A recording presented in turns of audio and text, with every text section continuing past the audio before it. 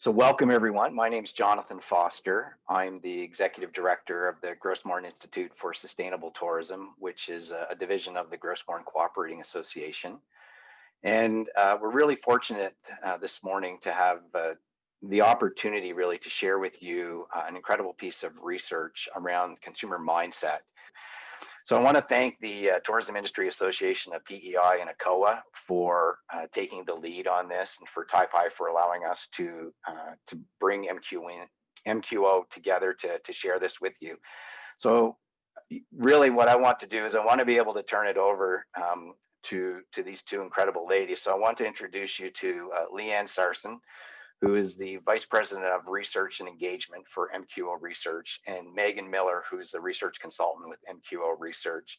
And for those of you who don't know, MQO is a leading Atlantic Canada market insights company and is part of the M5 group of companies. So without further ado, I'm going to turn it over to you, Megan and Leanne. And just before I do, what we'll try to do, because there is such a large number of you on this, and Leanne will reinforce this, is as we're going through, if you have questions, comments, examples that you want to share, please put those in the chat.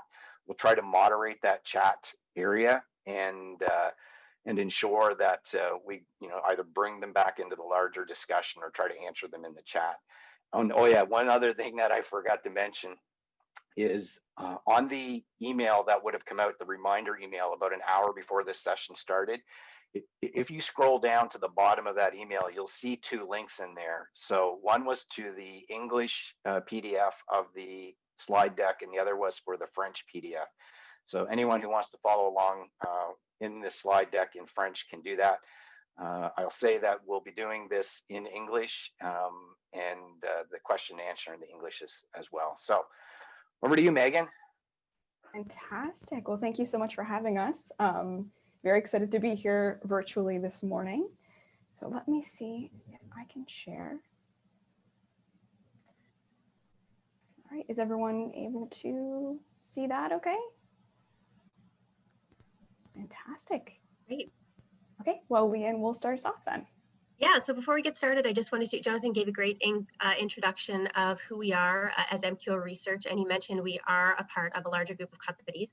So just before we get into it, I just wanted to take a brief second to talk about the other companies in the group. You'll be hearing a lot from us, but we do have 4 other companies, as the name suggests. Also part of our group is M5 Public Affairs, who handle everything from government relations, public affairs, stakeholder engagement, crisis communications, all those services across all 4 Atlantic provinces.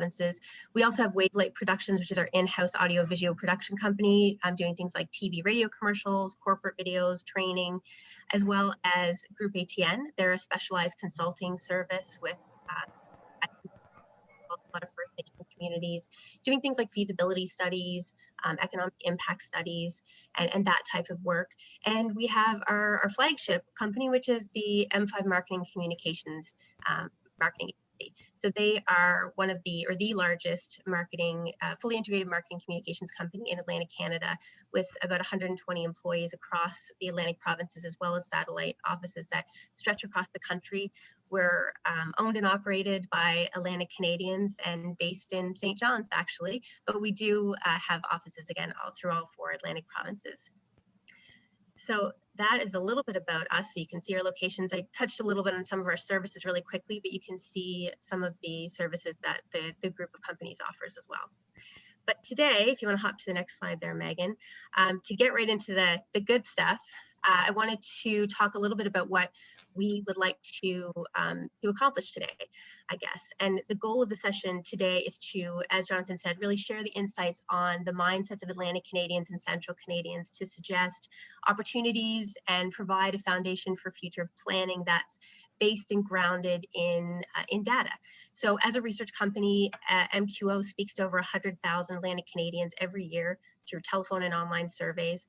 And the topics range broadly, but this year, a lot of our research has focused on understanding what the impact of this unprecedented health crisis has been on Atlantic Canadians on some specific topics. So we hope to share some of those insights today. And the recommendations that Megan will be going over, I wanted to highlight, are from a wide variety of studies that took place from about the end of March last year all the way up to after the vaccine was announced at the very, very end of November, beginning of December. So the studies ranged from focus on tourism to event attendance to purchasing behavior to economic confidence. So we really got the opportunity to study a wide variety of topics on this area and focused around understanding where Atlantic Canadians are in this crisis and over different periods of time. But our idea today was to not really throw a lot of charts and statistics at you, but more what we tried to do was distill all of those things that we learned into some actionable and useful insights that will hopefully not just tell you what we found, because we did find some really interesting things, but what to do with it. And so as Jonathan said, we would love for this to be an interactive session. You're on the ground actually experiencing some of these things.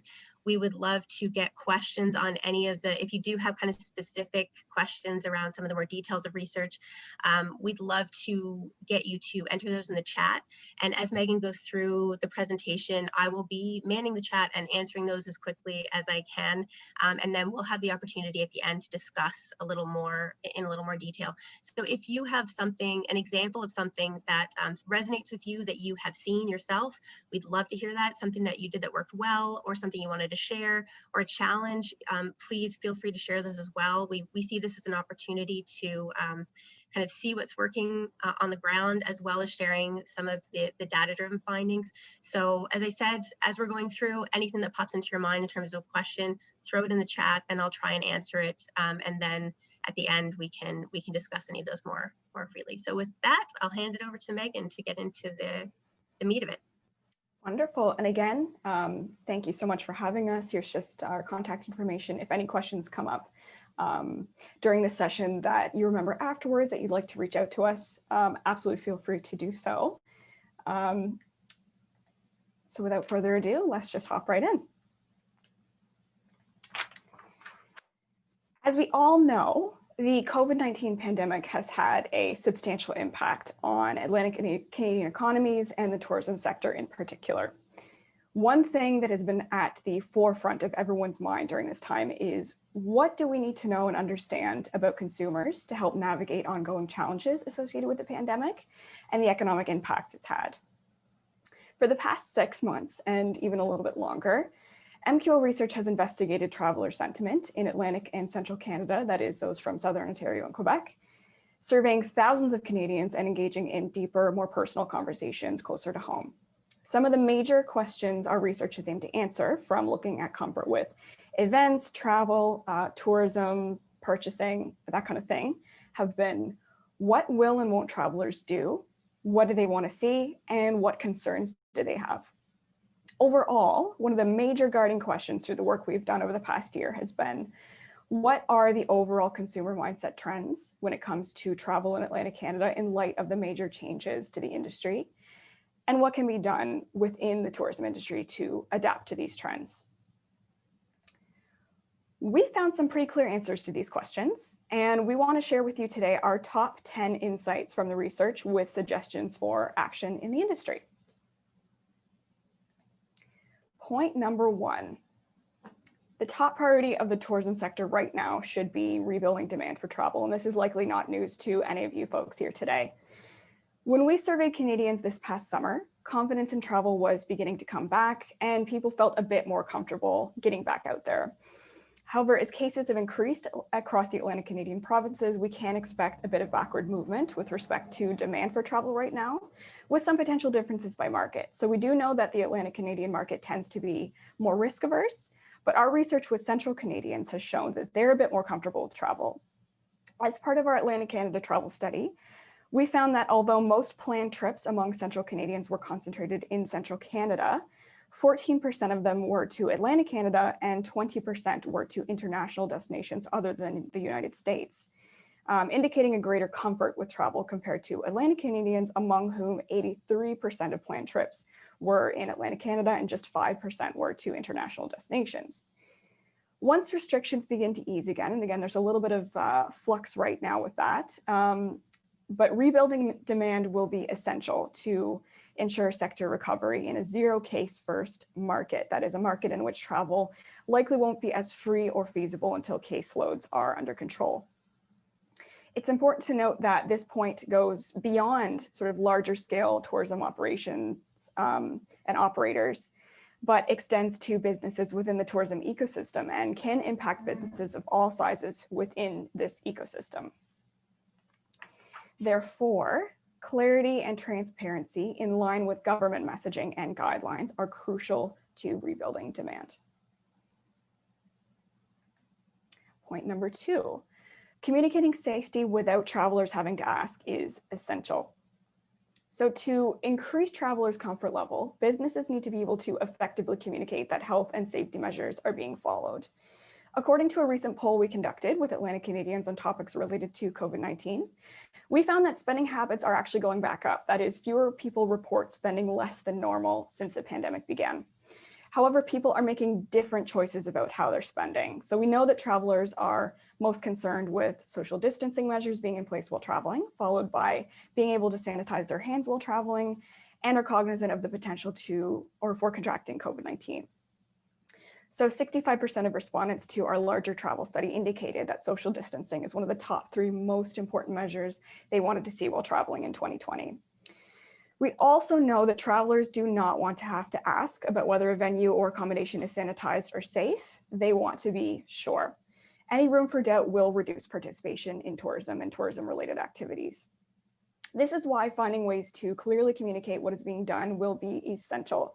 For example, social media is a great tool for sharing up-to-date information on what venues look like, what measures are being taken, things like how to get to bathroom facilities and all that kind of thing.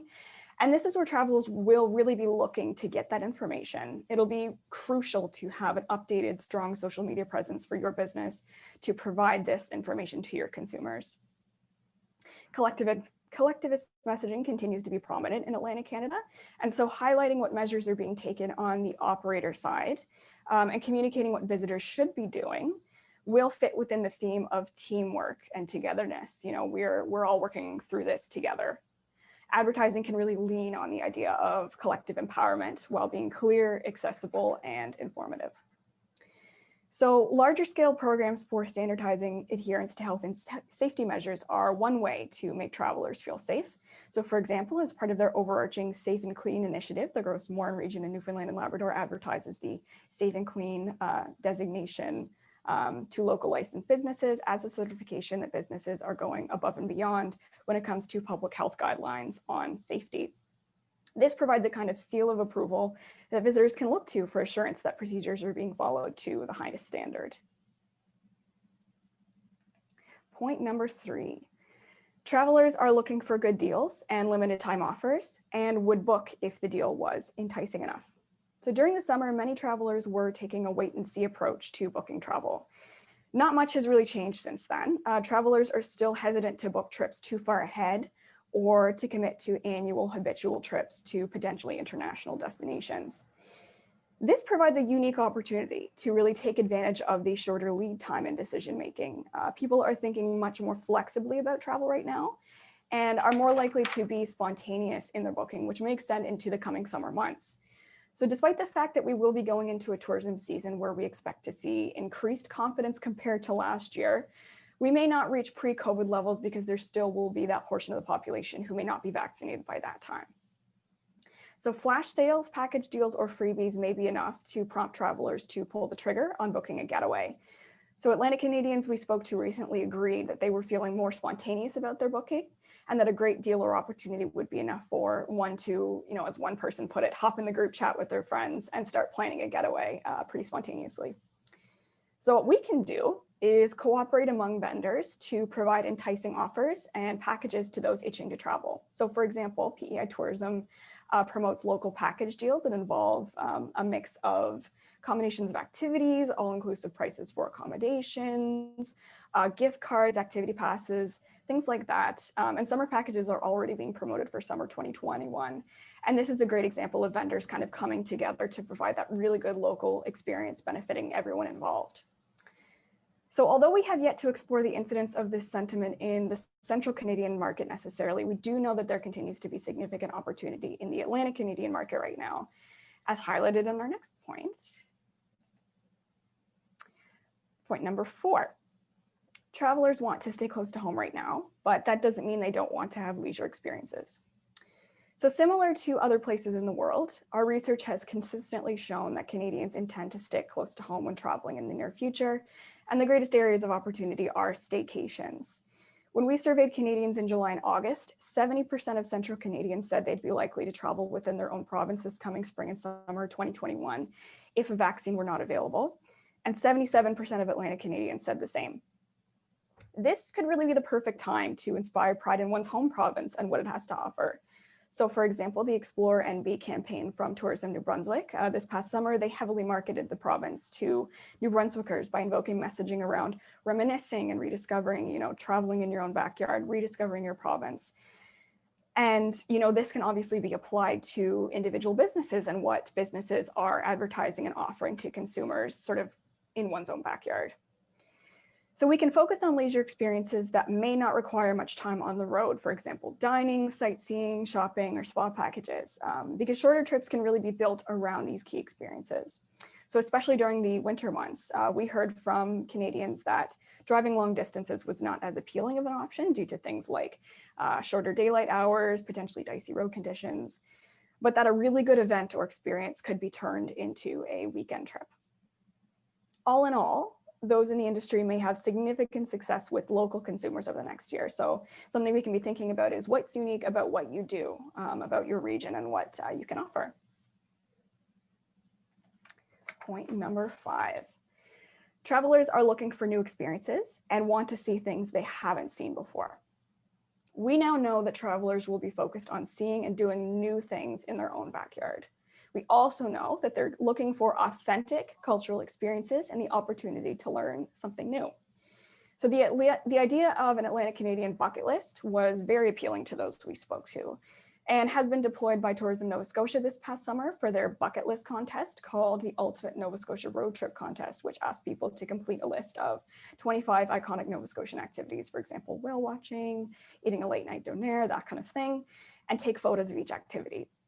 So this competition encouraged locals to try iconic Nova Scotian activities or maybe explore things in their backyard that they otherwise would think is just for tourists.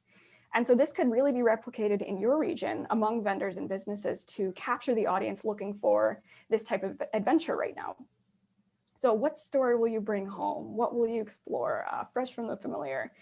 These are all ideas for advertising that can highlight the fact that there is so much to explore in one's own backyard and so much beauty here in Atlantic Canada, and promoting these types of experiences and products to consumers that way. So those in the industry can highlight unique experiences in Atlantic Canada and promote authentic cultural experiences or outstanding natural sites. Unsurprisingly, travelers are wary of large crowds right now.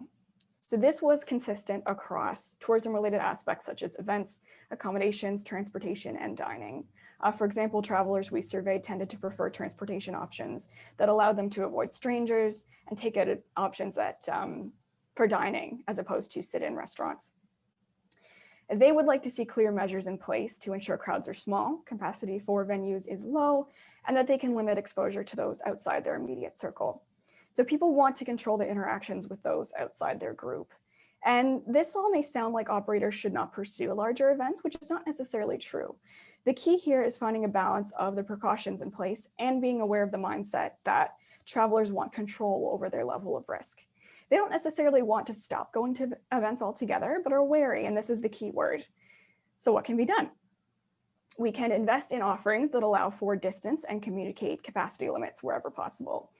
A great example of this in action is Halifax's Evergreen Festival late last year. So before new regulations hit sort of in November, this was an event planned at the waterfront for with local vendors, fire pits, live performances, and so on. And once new regulations started to be put in place, they really emphasized the social distancing aspect and how to visit light displays without having the location be too crowded. And vendors were also showcased in an online virtual village on the Evergreen website, offering ways to order and purchase online. So there are lots of ways to kind of make sure that people know that your business, your operation will be somewhere that they can be safe. They don't have to be in a large crowd. And we can sort of start thinking about ways to do that. Point number 7, having friends and family to travel with has been consistently top of mind since we started talking to Canadians about tourism in the spring. When we asked Atlantic Canadians what they missed the most about attending events, the majority, 52%, said they missed having experiences with friends and family. Visiting friends and family was also a top mention of pre-planned travel prior to the closure of the Atlantic bubble. So even though the Atlantic bubble may be temporarily closed right now, keeping families apart, messaging around reunions may be especially effective. So there may be opportunity to incentivize inviting friends and family to visit when possible, and we can really prep consumers for that in the meantime. So this will provide direction for focus in marketing when consumer confidence is up and we do have the vaccine more widely available. So your business can welcome families to participate in activities or to experience your product. For now, though, we can provide offerings where people can adhere to small gathering rules and family units, as discussed previously this morning. We can communicate to consumers that their family bubble will be separate from others, and experiences can be booked with the assurance that they will be private. And this, again, is where social media can really come in to show consumers what that will look like. Point number 8. Businesses across industries have found novel ways to move into online spaces, and consumers will appreciate digitized options within tourism now and in the future. So according to recent consumer research, most people expect to spend more money using online options and make their current habits more permanent fixtures post-pandemic. Through our research, we found that travelers are comfortable booking and ordering online and are interested in digital travel packages and itineraries. So these things really contribute to allowing travelers to control more of their experience with their travel parties and really help build confidence in participation. Consumers will expect and appreciate uptake of digitized experiences within our operations, something we've already begun to see in other locations, regardless of public health concerns. So for example, in other parts of the world, contactless options are extremely popular already, for example, for things like delivery. We also know that contactless options for payments, for example, using TAP, has increased substantially over the past year, as has other forms of electronic invoicing and payments. So these are just a few ways to stay agile within what consumers are looking for and the kind of options they want to have when interacting with your business. So there are lots of options for digitizing offerings, including mobile food ordering, online events, and self-guided tours on mobile apps. And this will really make the difference in continuing to adapt to the needs of the present moment and what consumers are starting to expect moving into the future. Point number 9. The new normal can have long-term implications for strategy moving forward. So we really have a captive audience right now. For example, people are far more likely to change their consumer behavior since the beginning of the pandemic in favor of trying new things and supporting local. And where travelers might typically go on a pre-planned annual vacation, this year they'll be more open to creating new habits and traditions as a result of these disruptions. So for example, people who may typically go down south for a holiday or to another location for an annual trip, the possibility is really there to create a new tradition in its place, something people can continue to do even as the ultimate end of the pandemic is still far off. Atlantic Canadians we spoke to recently said they're really looking to replicate what they'd normally find in a tropical vacation during the winter, relaxation, all-inclusive deals, that kind of thing, for something more local. So the solutions we implement now don't have to just be a short-term band-aid, but can provide an opportunity to adapt to changes already taking place in all the areas that we've discussed this morning and new possibilities for the future. Therefore, the new normal is an exciting opportunity to ignite major industry growth in Atlantic Canada and capture a brand new consumer base. And finally, point number 10. Travelers want to support local, but local may still need more support. Some Atlantic Canadian travelers we spoke to recently highlighted the importance of supporting businesses close to home. So as highlighted a little earlier, recent consumer research has shown that people are thinking a bit more about the brands they support, and more people are considering supporting local and plan to continue to do so. However, many small businesses have had to close their doors or are potentially struggling. More immediately, there are key opportunities to garner support for smaller businesses and attractions during the winter season, ensuring they can stay open and take advantage of local winter travel. So Atlantic Canadians we spoke to recently cited this as a concern for their upcoming winter travel plans. The attractions may not be open for them to visit, but they'd be really interested in doing so outside of the normal crowded tourist season. But supporting smaller businesses doesn't just mean financial. There are other forms of strain involved. This morning, we've provided tips founded in the research that are easy to talk about, but not always easy to execute. In addition to financial strain small businesses might be facing, there's also the strain of having to keep a business afloat and execute changes to adapt while in the middle of a pandemic. So people are emotionally and mentally taxed kind of across the board right now. And we therefore need to ensure that local businesses have the support to be able to take these short-term fixes into long-term strategic changes highlighted previously in this webinar. But support services do exist for business owners in this region. For example, this CBDC's virtual advisor program that has province-specific programming in New Brunswick and PEI, and the Newfoundland and Labrador Organization of Women Entrepreneurs offer free mentorship and assistance and support for navigating the ongoing challenges associated with the pandemic from a business owner standpoint. So when people travel, their trip isn't about one single attraction they visit, as no single attraction will be enough to draw people to stay. One's overall experience is really a cluster of things involving all players in the region. You know, for example, you might go see a natural site or go on a boat tour, and then afterwards you'd visit a cafe or a smaller local pub to talk about the day. And so losing the small experiences impacts everyone, not just the small business, but all other players in the region. And therefore it's key that we continue to support each other, monitor each other's needs, as losing individual businesses has major impacts on the larger ecosystem in the area. So given the 10 tips that we've shared today, overall, we have a good sense of what the ideal getaway for the upcoming year looks like. So we know that it'll involve likely crowds of less than 100 and outdoor venues. So as part of our research, 100 was kind of the magic number where people started to drop in interest and people are more interested in being outdoors right now. We know that it'll involve private accommodations and transportation, you know, family friend owned homes or private rentals, as opposed to, you know, taking a bus, staying in a larger hotel, that kind of thing. We know it's going to be close to home. The staycation idea, again, was key. We also know it's going to involve the potential for a variety of experiences to be had. So people want to be sure that there's going to be enough to do and see when booking a trip. We know that it's likely going to be more short term, especially right now, people tend to be taking shorter trips. We know that it's going to be relaxing. It's a very stressful time, you know, COVID notwithstanding, the winter time. And we know it's going to be a small travel party involved in taking this trip. And we know it's going to involve more autonomous things like self-guided tours and itineraries, because the key theme here among all of these elements is the sense of control over one's environment, their travel party, and their level of risk. So how might this look in action?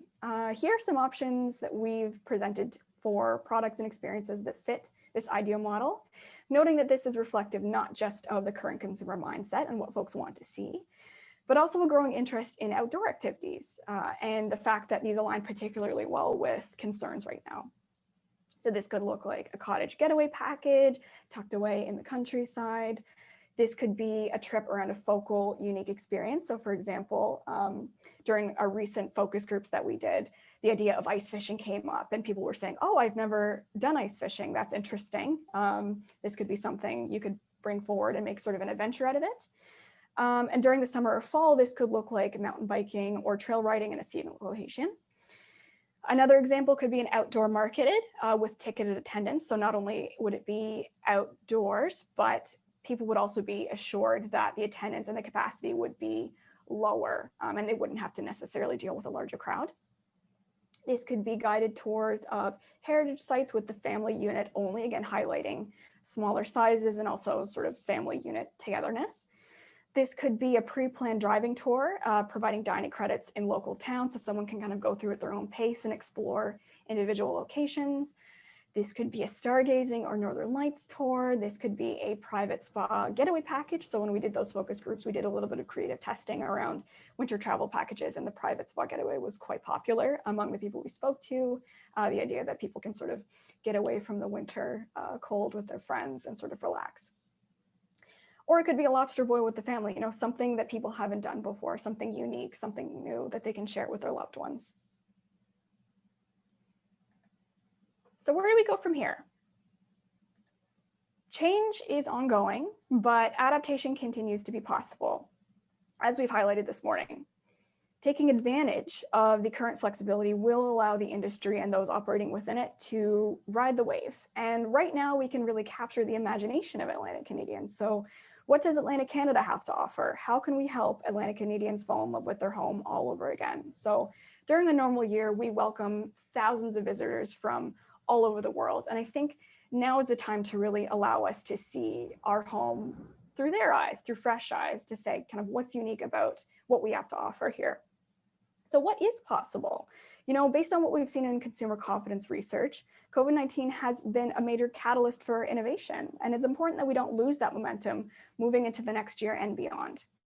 So we can really shift our offerings now to align with the current consumer mindset. So it may be a long time before people feel fully comfortable doing many pre-COVID activities, and people may continue to think and feel differently about the world for years to come. And we asked a suite of questions to Atlantic Canadians in May 2020 related to levels of concern stemming from COVID-19 and its impacts. And when we asked these questions again in November, we didn't really see any significant change in levels of concern across things like economic impact of the pandemic or things like individual health outcomes. Concerns have remained high, and for example, 90% of people reported concern with the economy this winter, on par with May 2020's results. However, in keeping that in mind and keeping the fact that the mindset will likely be sort of within the same area over the next little while, we can really work with that, as we've demonstrated today through the research that we've done and we shared with you this morning. And we can really help people see that the new normal is something that can be very positive and exciting for the future. So with that being said, thank you so much for the opportunity to share this with you folks this morning, and we really look forward to chatting a little bit more and answering any more questions that you might have. Before we, and I've been answering, thank you for everyone that's been providing questions in the chat. We do recognize that although we are trying to present opportunities for folks and an understanding of what consumers are looking for so that you can provide an opportunity that is most appealing to kind of capture as much of that market, we recognize that market is significantly smaller than what we typically have to work with, and that we are facing another tourist season that is going to be a challenge, and it's not made easier by things like the cuts recently announced in flights from Air Canada, and so it's a much smaller overall market than what folks are typically used to dealing with. But these are some of the things that we've found based on the research will help capture as much of that market as possible. So Trina, I know I was just going to type out your answer there. That's something that we can look into. Trina had asked specifically about getting a license to add a family lobster boil to a walking tour as an example of something that meets a couple of the points that Megan actually brought up as she was walking through the presentation.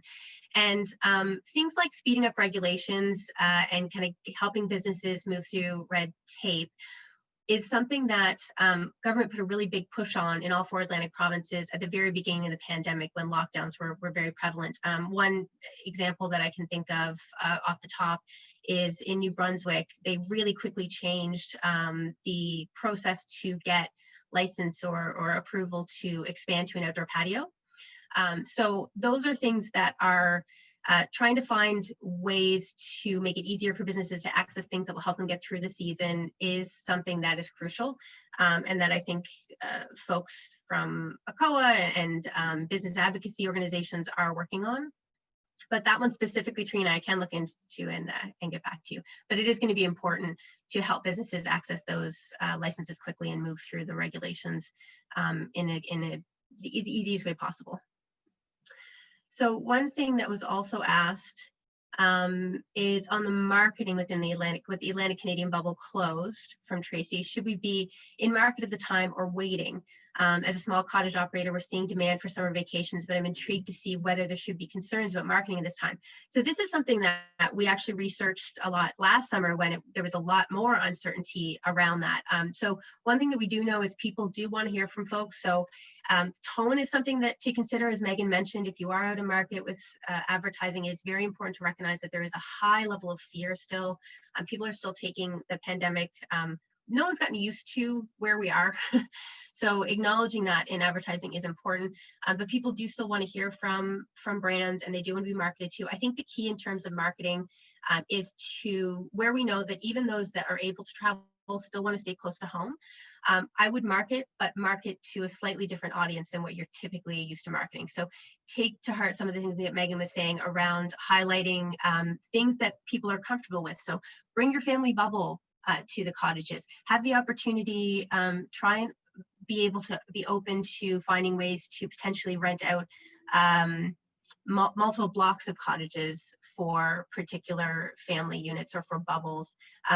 Market close to home, and market that you're bringing in people close to home. I know last summer there was a particular business operator that we were working with that announced very early on, even when there was an opportunity for out of province folks to come to their market, that they would only be offering accommodations to folks that were from a couple of provinces that had very, very low counts. And that actually increased their bookings because people felt very safe knowing that there wasn't going to be folks from other places. So something to consider is if you're unsure about whether the market is going to open, and you know that even if it does open, there's still a high level of concern, the potential for folks to come in from outside Atlantic Canada might be very small, and you might have greater success focusing on, again, those folks that are close to home and providing them with a very safe place. So hopefully that helps. I'm just trying to quickly read on here.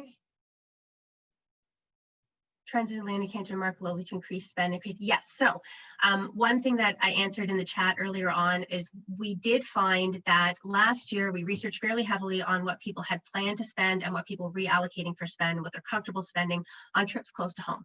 And it's consistent with other research, even outside of the pandemic, that people have a tendency to spend less when they are staying within their own province or close to home, outside of even accounting for overnight stays and accommodations. So people are willing to spend more when they're traveling to a place that they consider different or new. And that ties into some of the research that Megan was speaking around, our recommendation to really push trying new things in your own backyard. So this is a little bit of a different environment. That's certainly not something that's going to stay beyond the pandemic. But right now, again, people are very comfortable. They don't feel comfortable moving too far from where they're at. And they're accepting, unlike last summer when things were uncertain and people were putting pause on travel plans because there was a chance that things might open up, they might be able to travel before kind of second waves kicked in, and we saw how bad things were getting in other countries. People were pausing travel. Going into this year, people are more certain in what the travel they're going to do, and so they're going to be looking more for things close to home. So while the typical trend is to reallocate money that you would spend if you were going down south to home renovations and things, people are likely to spend more and to dedicate more to planned travel in Atlantic Canada this summer. However, there's still going to be a portion that are going to be on pause. So using that knowledge that we know people are not planning far ahead at this time is also important. So when you're looking at trying to increase spend, take advantage of that spontaneity and kind of get out there with different offers that are quick book offers to kind of push the buttons and get people to make the decision to move. So don't advertise things way in advance, pop things up, flash sales and things like that to try and get people who are, again, I think that the idea is to get them to spend smaller amounts more frequently, as opposed to trying to match something that they would spend if they were going to go down south. So in delving into businesses that are open versus closed now to pandemic restrictions. So we didn't take a look, we haven't taken a look at if the question is, our focus is really on understanding the consumers. So I know in our research in looking at businesses that are open versus businesses that are closed, there's certainly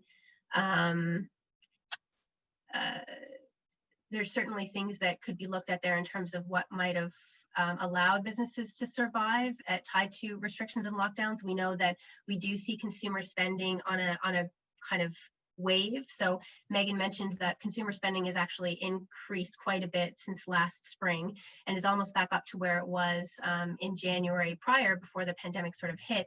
But you see fluctuations based on lockdowns. So while we know that there's still a high level of concern over health and over the economy, we also know that that changes very frequently based on spikes of cases. So people will get more comfortable, start to spend more, go out, a lockdown will happen, or cases will rise, and we'll see that number spike again. So it really goes in waves, and obviously it's much more challenging for businesses that are subject to kind of these waves of lockdowns, like salons and things, and it's really been difficult for those folks to find alternate ways. Hair salons, for example, I know a lot are offering online stores that are promoting their products. People want to shop local. That's something that we found. People do want to support the local economy. So we need to find ways through those businesses that are locked down to try and reach customers and help them do that.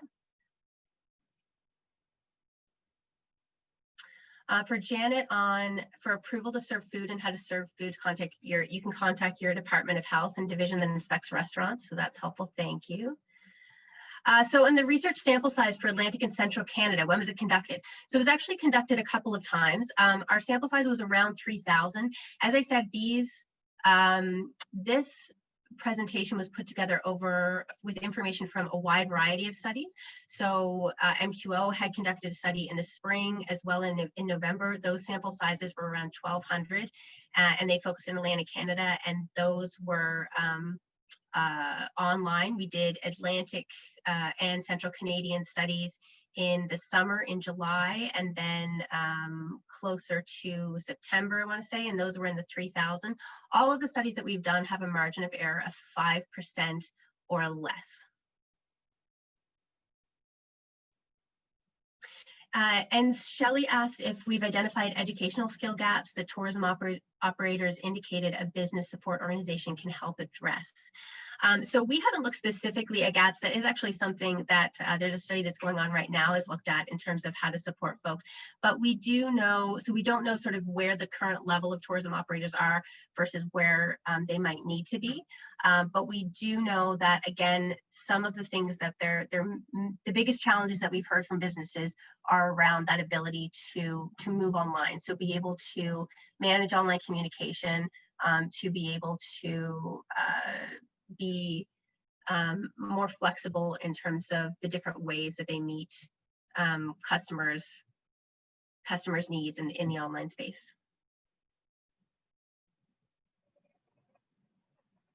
So I think Megan had mentioned one of the very simple to do and really impactful recommendations for businesses, that's kind of a simple thing to do, although it's time consuming, is to really comb through all marketing in any place you are online, basically anywhere anyone could possibly find your contact information, and make sure it's up to date, which sounds like something that should be basic, but there are a lot of instances out there where there are things floating around that do have out-of-date communication or contact information, and that's where people are trying to find people. And I mentioned this in the chat, but I'm not sure if everyone had seen it. We do know that there's a significant increase in the number of people that are trying new brands. So brand loyalty has dropped, and I believe it's about 38% of folks are switching from brands that they had previously been loyal to and trying new things. And their reason for that is thought to be around access. So around how easy it is to be assured of safe public and health practices, to be able to access things like curbside pickup and online shopping. If it's easier to do somewhere else, people are moving. to those things and trying new brands, which is a great opportunity for new brands if you're a new brand entering into the market, but a real challenge for established brands in keeping customers that may not be as flexible.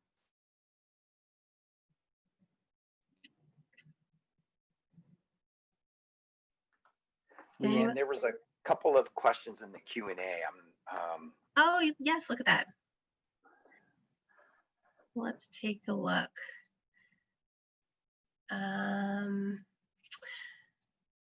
So one question is clarity and transparency in line with government messaging and guidelines are crucial to rebuilding brand demand. And Megan had said, our government hasn't given any indication of when or how we'll reopen our borders to other folks across Canada. So how do you plan when there's no transparency or metrics forthcoming? We're unable to provide any information to our clients because we have nothing to give them. The cost of reopening may be more costly than remaining mothballed for another year. We understand an open date can't be given, but maybe some metrics that would have to be met to restart. That's actually something that would be really useful to take a look at. Unfortunately, one of the things we've found, and someone asked around businesses that are open and chose not to be open. This is it's really been challenging, obviously, for businesses in dealing with the level of uncertainty. The announcements that have come in terms of closures and openings have happened with very little warning. And it's a very start-stop type of environment right now, especially for a few kind of key sectors that are really tied to some of the health regulations. And because of that, it is very difficult to plan. And so what we would say is try to plan to be as flexible as possible, which is not an incredibly helpful answer, but to think of ways that, again, you can expect to experience a time of close down, expect to experience reduced customers, and think about how you can maximize what you do have. So I'll go back to the example that I gave on hair salons not too long ago around trying to really push and promote the local support, folks that know that they're going to be closed, but maybe switch to buying salon products versus going to a drugstore or purchasing from a supplier from them. I know for yoga studios that have had to close that we've spoken to, being able to switch to offer online classes. So I think planning for flexibility is the only thing you can really plan for. However, I know as we collect more metrics and things, it would be really useful to have some parameters around what kind of percentage of customer loss and things you might be able to kind of survive on. We currently don't have that, unfortunately. So another question was around reaching consumers via social media in terms of different demographics. So where older people aren't afraid of tech, they aren't on as much as millennials. Have you considered this? Yes, we have looked at demographics in terms of where people like to kind of go for their information. And it really depends on the platform. So for example, we know that Facebook has a higher incidence of older folks. Is there a larger contingent of the older demographic that you're not going to reach on social media? Absolutely. And I say there's two sort of considerations to think there. One is a lot of those folks are really, they're the highest risk category. And so they're actually pulling back in a lot of areas and much less likely to go out in terms of things like experiencing tourist offerings to restaurants and things like that. So they're much more cautious for things like that. If you're thinking about reaching them for products, you still have access to some of them. Again, be smart about the type of social media you use. It's very different for different types of platforms, but we do see a good chunk of the older demographic using some social media. And it's not just social media. We know that a lot of people will Google will be their first stop. So even finding a website may be more likely from older demographics as opposed to younger. So, and Richard, I don't know if you had typed in, I think you may have typed in the sample size on their research into the other chat, so I may have already answered this, but anyone that is interested in seeing some of the more chart heavy and statistic heavy results of the studies, many of the studies that we spoke about today that we used to draw the conclusions are actually available publicly. So if you wanted to reach out using our contact information, I'd be happy to point you to those so you can take a look at the details if you like the stats as much as we do.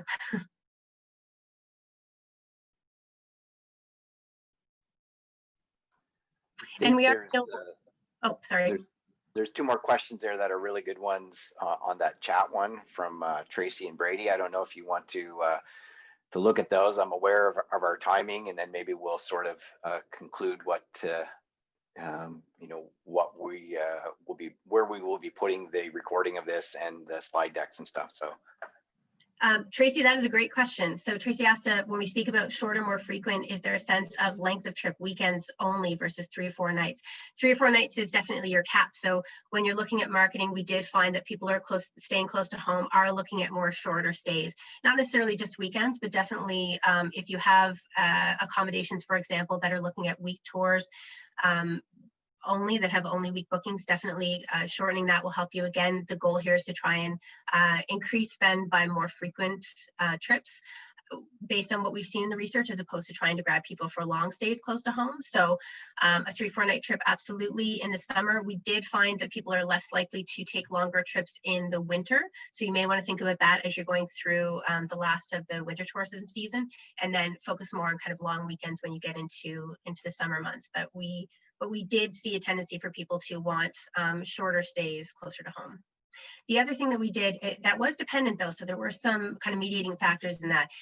Megan had mentioned the importance of businesses coming together. So a lot of the feedback that we got on why those shorter stays are lacking is people don't have a sense of what they would do for a longer period of time. So if you're actually able to offer them, you may be able to increase the length of stay if you're actually able to get together, work together as a few businesses and offer a package that would highlight what someone could do over a period of time that could increase the stay. But as a rule, for the pop-up, for the spontaneous buys, for what people are willing to spend, and for the length of time people are looking to stay, that 3-night, 4-night max is definitely what you want to look for in the summer, and in the winter, just a weekend, 2 to 3 days. So there's another question there. I'm just going to scroll up here. Do you think we'll see mom and pop style companies in Atlantic Canada close doors because they cannot adapt to the online digital needs of the consumer? That is a serious risk. So while there is a desire for people to shop local,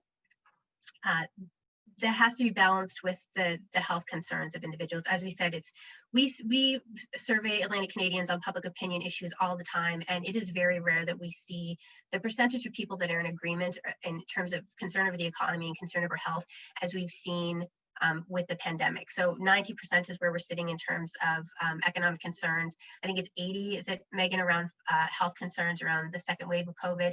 It's a huge percentage of the population. And so people are they're changing their behavior based on that. And one of the reasons, as I said, people are more likely to move brands is that they want to support local, but they want to also be safe and feel safe. So I would encourage folks to try and find a way to meet folks digitally, and there are ways to kind of do a half measures. So not having an online shop but offering curbside pickup is one, so you can do things over the phone. I think Megan had mentioned things like not Amazon. I know right now I think Halifax is the only current Atlantic Canadian city that has compiled a list of local shops that makes it easy for online shopping through that website. So that's a way that you can get around having necessarily an online store, but still taking advantage of online shopping. So trying to find a way, it is crucial to try and find a way to adapt to those needs. And it's also really important because this isn't necessarily a behavior that's going to go away when the pandemic's over. So as people adapt to these new methods, once they get used to accessing certain products online, a big percentage of those folks are not going to go back to wanting necessarily indoor shops. That doesn't mean they're not going to want to buy from a physical shop local to them, but they're still going to be using things like online shopping. And so people should think about moving to digitization into online shopping, not as a stopgap or a band-aid, but as a shift, as a strategy move that they should be trying to continually improve as they're working through the pandemic, because it is something that's going to stick around for a portion of folks. So Tanya had said, in regards to digitization, a lot of small businesses think it's a big process that's beyond them. This past summer, as a small campground who thought we couldn't digitize to keep up, we moved to check-in process all online with just emails, PDFs, and our payment. And our modified process, 2 days prior to arrival, we emailed our guests with their site assignment, location of facilities, attached PDF map to the campground with a very visible path to their site and facilities, and a link to the invoice and amount owed. Also included an email in case they wish to pay cash or debit. we were not tech savvy enough to navigate the link to the PDF. This provided us the opportunity to not have staff member tied to the office as much because they were needed to do more frequent washroom cleaning, etc.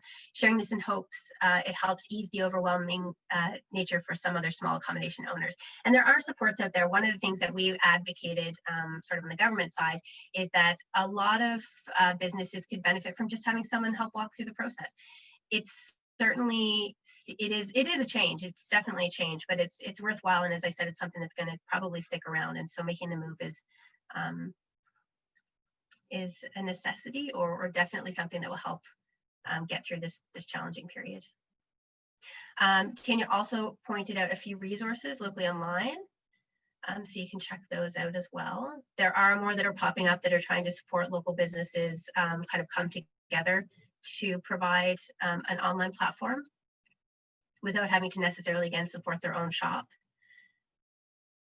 Things like, again, I've seen a couple local businesses that have even used Facebook Marketplace as a stopgap. Again, I'd suggest using this as an opportunity to pivot strategy and to really work towards improving your online your ability for customers to interact with you online, but you can still communicate what you have in store and provide the ability for people to shop online without necessarily investing in crazy websites or anything like that. You can make slow moves.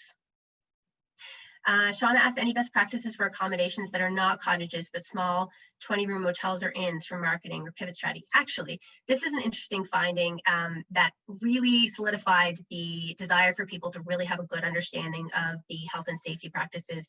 We actually found that while standalone folks that could have standalone accommodations was preferable to people because, again, they want control of their environment and they want to be able to know that they can social distance, we actually saw a very high level of comfort with larger hotels, and that shift, because you would think that if it's a larger hotel there'd be less opportunity for social distancing, but what happened there is, or we think happened there, is that the higher level of confidence in the larger hotels was that it was felt that they would be held to a higher standard of cleaning, so that they would be more